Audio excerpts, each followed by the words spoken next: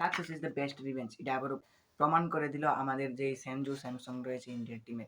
হ্যাঁ, so friends hello, আমি আছি অনেক ভালো, আমি প্রীতম, কাজ বেশি কথা কম। তো আজকের কাহিনীটা হচ্ছে সেনজু স্যামসংকে নিয়ে। যেই সেনজু স্যামসংকে মাত্র ওয়ার্ল্ড কাপে ৩টি ম্যাচ খেলতে দেওয়া হয়েছিল, প্রথম ২টি ম্যাচ কিন্তু সে এত ভালো একটি ফলাফল করেনি। বাট ফার্স্ট ম্যাচটিতে ৮ বলে ২২ রান করেছে, সেটাও কিন্তু অনেক বড় রান।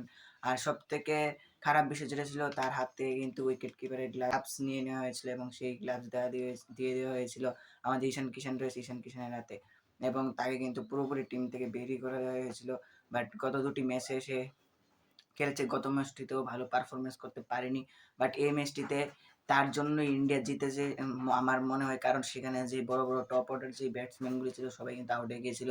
অভিষেক শর্মা, ঈশান কিষান, তিলক বর্মা এবং আমাদের অধিনায়ক সূর্যকুমার যাদব অ্যান্ড যে ছিল হার্দিক পান্ডিয়া, সেও কিন্তু আউট হয়ে গিয়েছিল। আর সেখানে কিন্তু ফার্স্ট টু লাস্ট আমাদের সূর্যকুমার আর সেনজু স্যামসন কিন্তু টিকে রয়েছিল। আর সেই সেনজু স্যামসনের দ্বারাই কিন্তু কালকে ইন্ডিয়া ম্যাচটি জিতেছে এবং সেমিফাইনালে গেছে। তো আশা করছি আমাদের গত যে ২টি ম্যাচ কিন্তু বাকি রয়েছে, আমরা ২ ধাপ পিছিয়ে রয়েছি ওয়ার্ল্ড কাপ থেকে। তো এবার ওয়ার্ল্ড কাপ ইন্ডিয়াই নেবে এবং আমাদের যে রেকর্ড রয়েছে, ওয়ার্ল্ড রেকর্ড রয়েছে, সেই রেকর্ডটা ইন্ডিয়া করে নেবে, যে লাগাতার 2টি টি-20 ওয়ার্ল্ড কাপ আমাদের কাছে আসতে চলেছে। তো দেখো তোমরা আগামী ম্যাচগুলি, আর আমারও কিন্তু টি-20 ওয়ার্ল্ড কাপ বানানোটা তৈরি হয়ে যাবে গতকালকের, সরি আগামীকালকের পরে। তো তোমরা দেখতে থাকো, আর ভিডিওটি ভালো লাগলে লাইক করে দাও, চ্যানেলটি নতুন সাবস্ক্রাইব করে দাও। Thanks for watching.